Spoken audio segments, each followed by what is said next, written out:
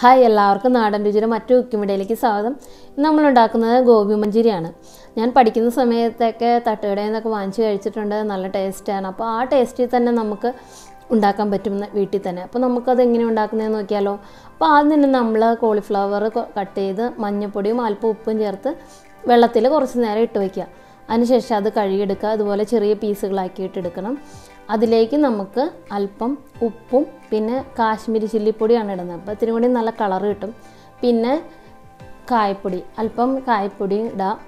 പിന്നെ നമുക്ക് കോൺഫ്ലവർ ഉണ്ടെങ്കിൽ കോൺഫ്ലവറും അല്പം മൈദയും കൂടി ചേർത്തിടാം. ഇല്ലെന്നുണ്ടെങ്കിൽ കോൺഫ്ലവർ ഇല്ലെങ്കിൽ മൈദയും അല്പം അരിപ്പൊടിയും കൂടിയും ചേർത്തിട്ട് മിക്സ് ചെയ്താലും മതി. ഇത് ഞാൻ ഒത്തിരി വെള്ളം ഒഴിച്ചല്ല മിക്സ് ചെയ്യുന്നത്. പതുക്കെ തളിച്ച് മിക്സ് ചെയ്തെടുക്കുകയാണ്. അല്പം വെള്ളം തളിച്ച് നമുക്കിത് മിക്സ് ചെയ്തെടുക്കണം.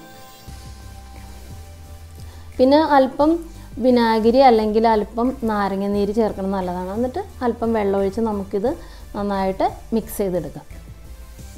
മിക്സ് ചെയ്തെടുത്തതിന് ശേഷം നമുക്ക് ഒരു ചീനച്ചട്ടി അടുപ്പത്ത് വെച്ച് അതിലേക്ക് ഓയിൽ ഒഴിച്ചിട്ട് നമുക്കിത് കുറേശ്ശെ ഫ്രൈ ചെയ്തെടുക്കണം. അപ്പം നമുക്കിത് ഫ്രൈ ചെയ്തെടുക്കാം.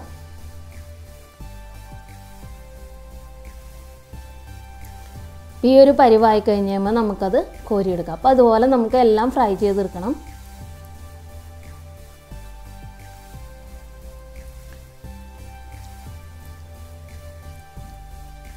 അപ്പോൾ എല്ലാ കോളിഫ്ലവറും നമ്മളതുപോലെ ഫ്രൈ ചെയ്തെടുത്തു. അത് മാറ്റി വയ്ക്കാം. അതിനുശേഷം അതിലേക്ക് സവാള, ഇഞ്ചിയും വെളുത്തുള്ളിയും പച്ചമുളകെല്ലാം ചെറുതായിട്ട് ഇതുപോലെ അരിഞ്ഞെടുത്തത് നമ്മൾ അതിലേക്ക് ആ സെയിം ഓയിലിൽ തന്നെ നമുക്കിത് വഴറ്റിയെടുക്കണം. അപ്പോൾ അതിലേക്ക് ഇഞ്ചി, വെളുത്തുള്ളി, പച്ചമുളക് ഇട്ട് കൊടുക്കുക. സവാളയും കൂടി ഇട്ട് കൊടുത്തിട്ട് നമുക്കിത് വഴറ്റിയെടുക്കണം.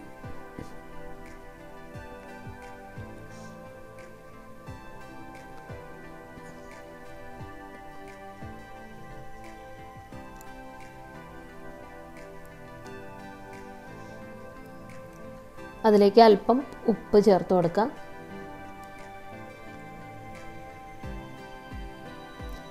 അല്പം കാശ്മീരി ചില്ലിപ്പൊടി,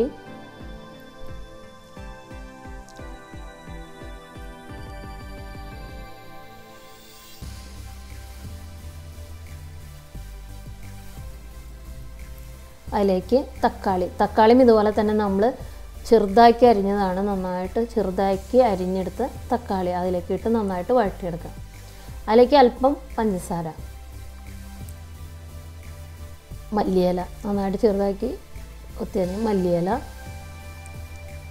പിന്നെ അല്പം കെച്ചപ്പ്. ഇനി കെച്ചപ്പ് ഇല്ലെങ്കിൽ അല്പം മധുരത്തിന് വേണ്ടി അല്പം പഞ്ചസാര ചേർത്ത് കൊടുത്താലും മതി. കെച്ചപ്പും കൂടി ഇടുന്നത് ഇത്തിരി കൂടിയും ടേസ്റ്റ് ആയിരിക്കും. പിന്നെ അല്പം കുരുമുളക് പൊടി എല്ലാം കൂടി ഇട്ട് നമുക്ക് മിക്സ് ചെയ്തതിന് ശേഷം നമ്മൾ ആ ഫ്രൈ ചെയ്ത് വെച്ചിരിക്കുന്ന കോളിഫ്ലവർ അതിലേക്ക് ഇട്ട് നമുക്ക് നന്നായിട്ട് മിക്സ് ചെയ്തെടുക്കാം.